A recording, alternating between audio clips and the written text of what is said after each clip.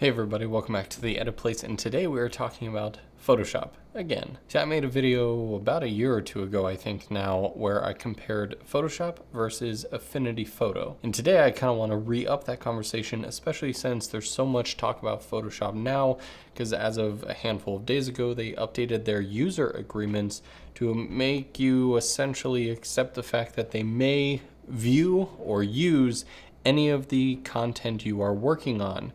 Now, to the average person, may not be a huge deal. To someone like me, even, kind of rides that line, but a lot of us work under NDA stuff. There's people working on huge productions that you can't exactly have that content just being out where you don't know. And so a lot of people right now are looking for Photoshop alternatives. So that is kind of the goal for today, is can Affinity and potentially other softwares out there be a replacement for Photoshop?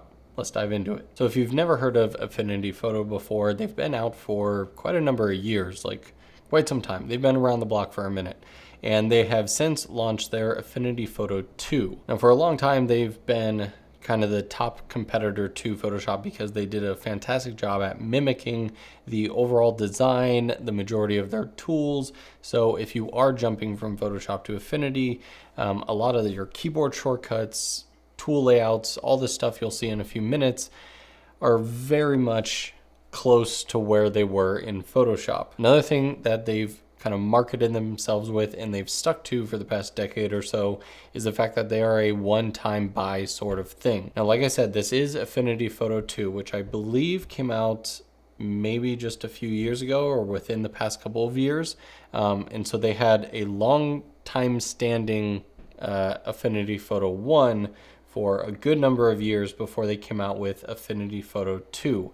Now, each of these are a single one-time purchase, and I believe at the time of this recording at least, they have 50% off everything.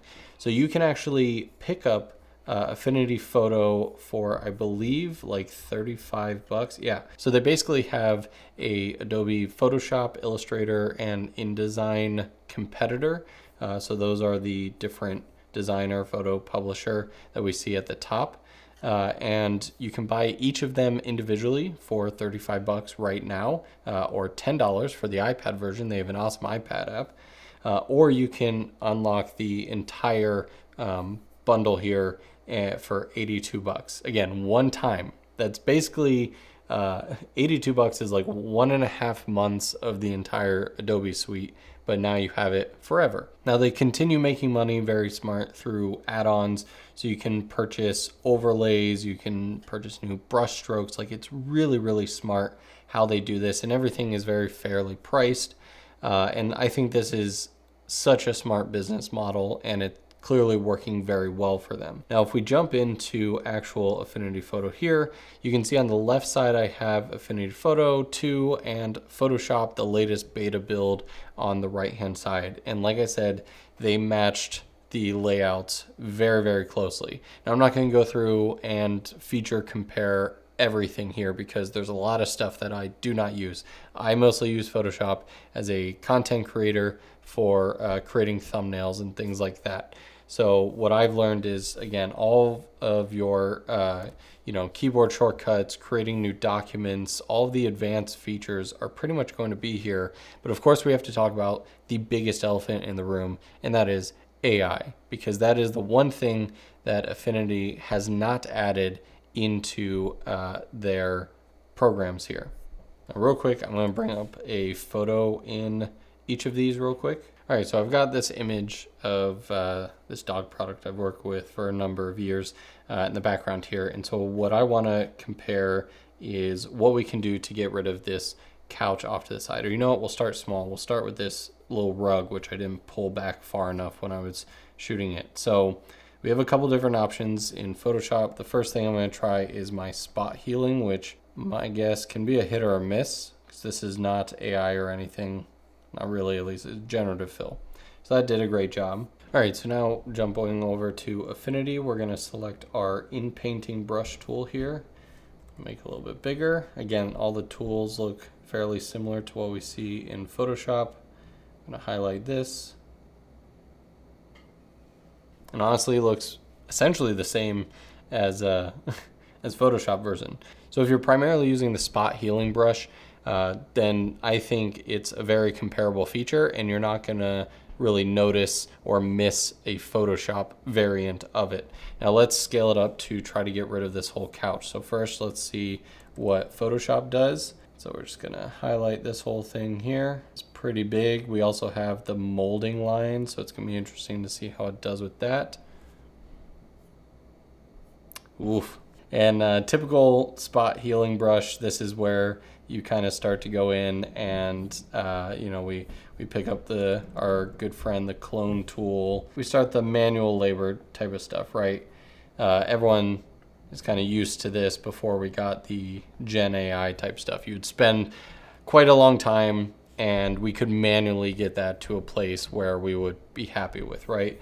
Let's look at what Affinity can do. My guess is it's going to breed pretty much similar results. And end up just copying, play around with it, most likely break out the clone stamp tool and manually do a bunch of stuff. All right, so let's backtrack this a bit. So now this is where we all love the Gen AI type stuff. I can go into Photoshop and I can either make a selection like this. I could use object selection, however you prefer to select things. And I could just hit generative fill. I'll hit generate. Now, again, this can be a hit or miss of if it's going to give me a clean wall, or it's probably going to put like a plant there or something. But you get different variations. I can type in a prompt. It gave me a different style of couch.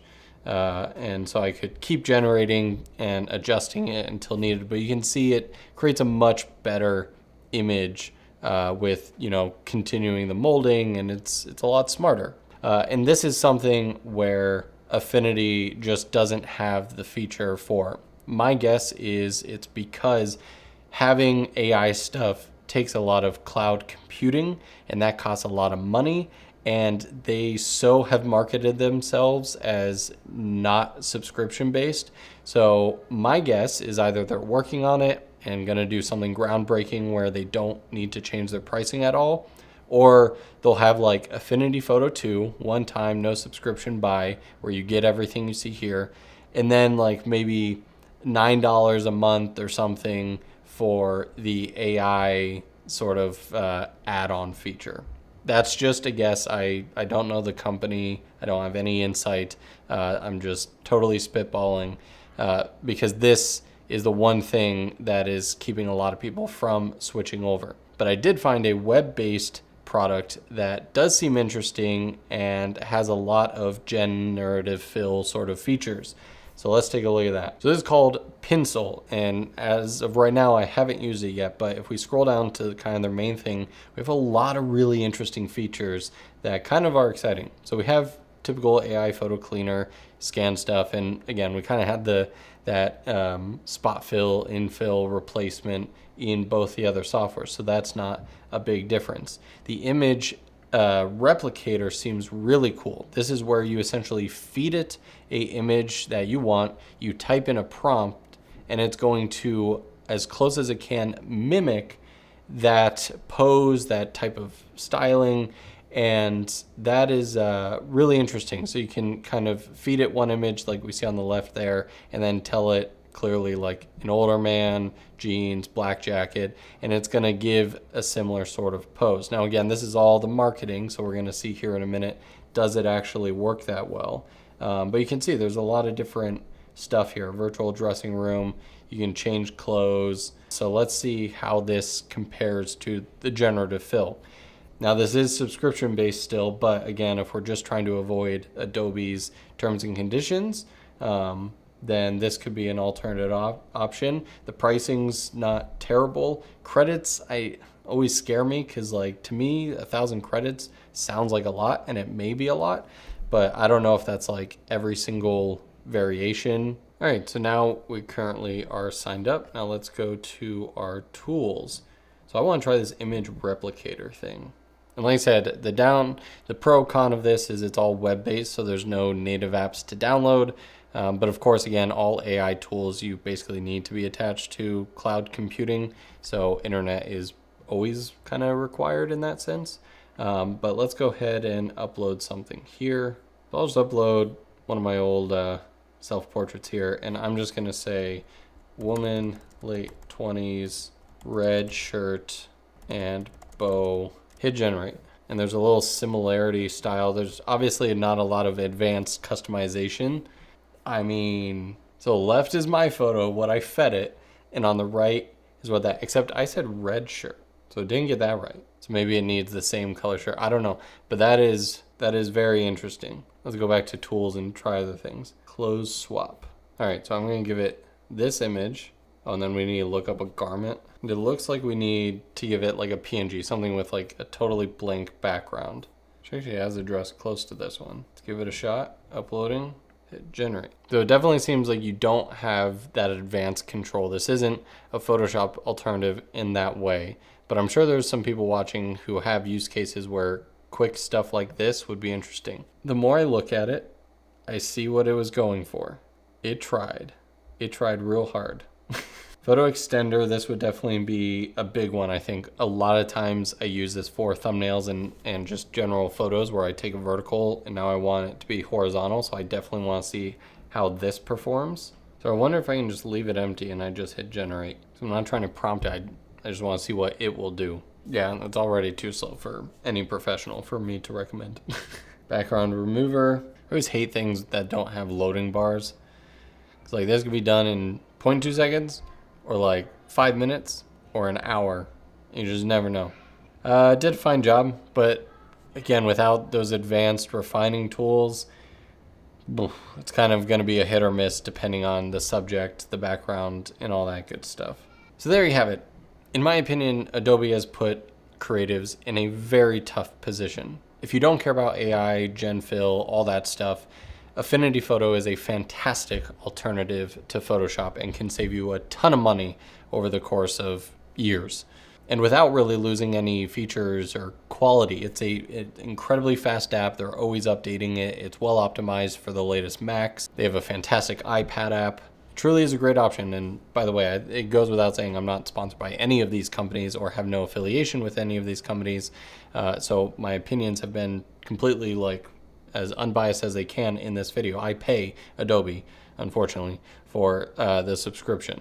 But I've used Affinity for years and it's a great alternative. I've recommended it to other people who don't need the crazy advanced Photoshop features. The generative fill stuff, Pencil has a lot of really cool tools. If you're in the market for fast, very 1 or 2 click sort of tools, then that's a great option. It doesn't seem scammy. It seems to be relatively doing what it can. It's web-based, so pros and cons to that. But you're not going to get any sort of advanced refining tools after it generates whatever it generates. The pricing is not terrible, but is what it is. So what do you guys think? Let me know in the comments below. Thanks so much for watching. See you guys in the next video.